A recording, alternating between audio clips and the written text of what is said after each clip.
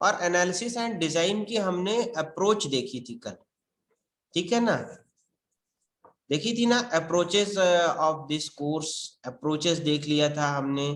फिर अप्रोचेस के बाद हमने एक आध एल्गोरिथम्स देख ली थी, और कितने टाइप से एल्गोरिथम को आप लिख सकते हैं, ठीक है ना। और उसके बाद हमने देखा था कि हमें किसी भी एल्गोरिथम को या किसी की भी प्रॉब्लम को सॉल्व करने के लिए क्या स्टेप्स, नेसेसरी स्टेप्स क्या है हमारे, ठीक है ना। So these are the necessary steps.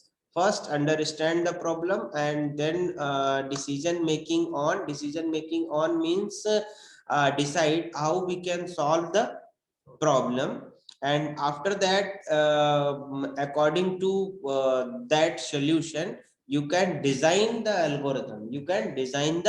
algorithm, and after that you prove your algorithm on the basis of on different parameters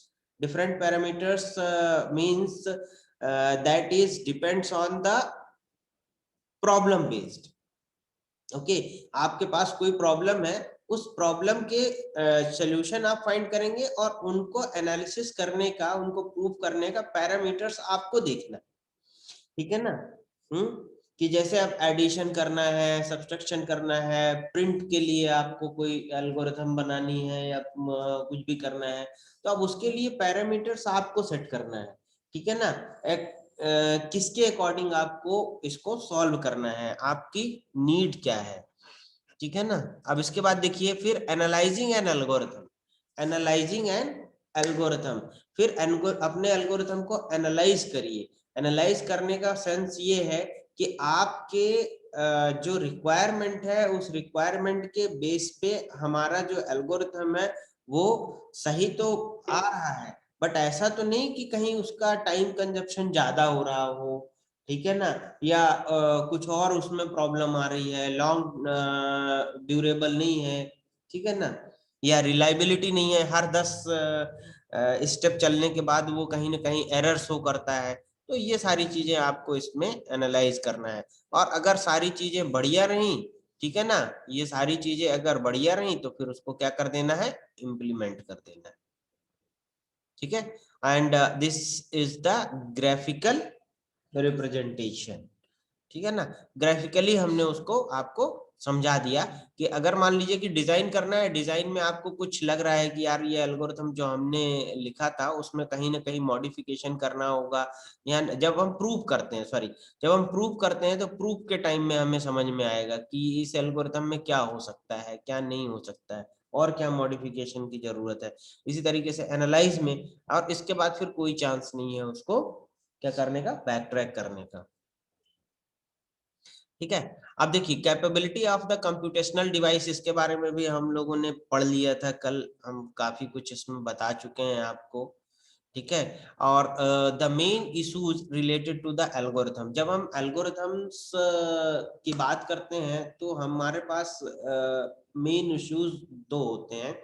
one is to how to design an algorithm, मतलब हम अपने algorithm को डिजाइन कैसे करें, and second part is how to analyze the algorithm, that is the these two is the more complicated in analysis and design of algorithm, okay।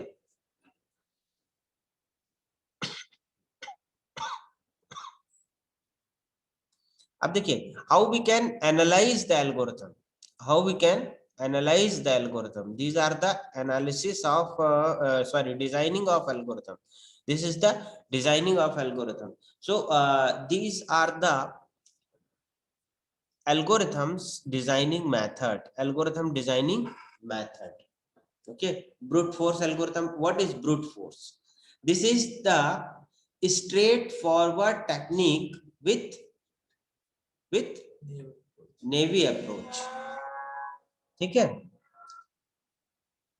So this is the straightforward technique, ठीक है। Brute force means straight forward technique, मतलब कि आप जो भी problem आ रही है उसको आप ट्रेडिशनल मेथड से ही सॉल्व करेंगे। किससे करेंगे? ट्रेडिशनल मेथड से। चाहे किसी भी प्रकार की प्रॉब्लम आ रही है उसको आप स्ट्रेट फॉरवर्ड टेक्निक से सॉल्व करना है। स्ट्रेट फॉरवर्ड टेक्निक का मतलब ये है कि सपोज दैट हमारे पास यहाँ से एमपी नगर जाना है हमें, दैट इज अ प्रॉब्लम। यहाँ से एमपी नगर जाना है, ये प्रॉब्लम हो गई हमारे पास।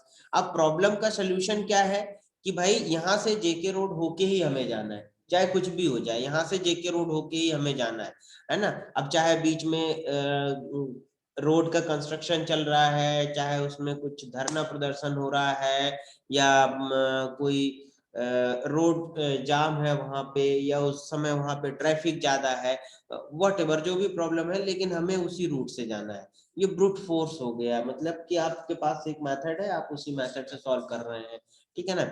अब divide and conquer, divide and conquer technique में क्या होता है, द प्रॉब्लम। यस बेटा। सर ब्रूट फोर्स समझ में नहीं आया।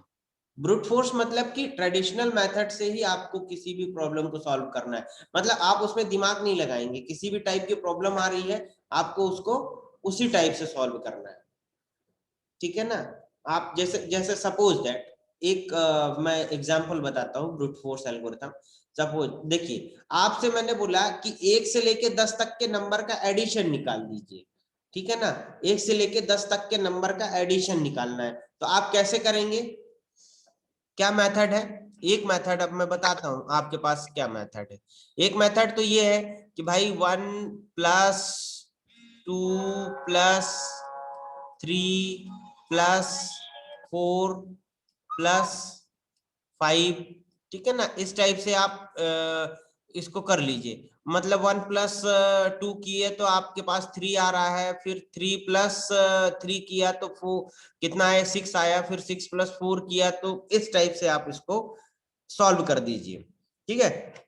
अब दूसरी मेथड क्या है, दूसरी मेथड ये है कि ये एक नेचुरल नंबर है, ये क्या है, एक नेचुरल नंबर है। अब नेचुरल नंबर के एडिशन का फॉर्मूला हमको पता है, क्या है कि n into n plus 1 divided by 2, ऐसे करते हैं कि नहीं करते, यस सर। है ना, डिवाइडेड बाई यस सर। 2। तो अब n, n means 10 natural numbers, 10 numbers का हमें एडिशन करना है, तो 10 इंटू 11 एंड डिवाइडेड बाई 2 कर लीजिए, ठीक है ना। तो 10 इंटू 11 कितना हो जाएगा, है ना, और इसको 2 से डिवाइड कर देंगे तो कितना हो जाएगा, यही होगा, है। Yes sir. Yes sir. ठीक है, तो ये एक एडिशन की मेथड निकल आई है आपके पास कि भाई इस टाइप से आपने एडिशन कर लिया इसका, ठीक है। अब एक और मेथड है जो आपने एपी जीपी एचपी पढ़ा है 11th 12th में, पढ़ा है ना, AP GP yes HP, sir. है ना। तो यस सर पढ़ा है। एपी जीपी एचपी लगा दीजिए, ठीक है। अब देखिए, जब आपसे बोला जाता है नेचुरली कि आप एडिशन परफॉर्म कर दीजिए, आप 10 नंबर्स के एडिशन परफॉर्म कर दीजिए, तो कितने लोग ऐसे हैं जो एपी जीपी एचपी का फॉर्मूला लगाएंगे, कितने लोग ऐसे हैं जो नेचुरल नंबर्स के थ्रू उसको सॉल्व करेंगे, ठीक है ना, नेचुरल नंबर से करेंगे। है ना, नेचुरल नंबर से करेंगे। तो ट्रेडिशनल मेथड में ही लोग उसको फॉरवर्ड करते हैं, उसमें जाते हैं, ठीक है ना। एक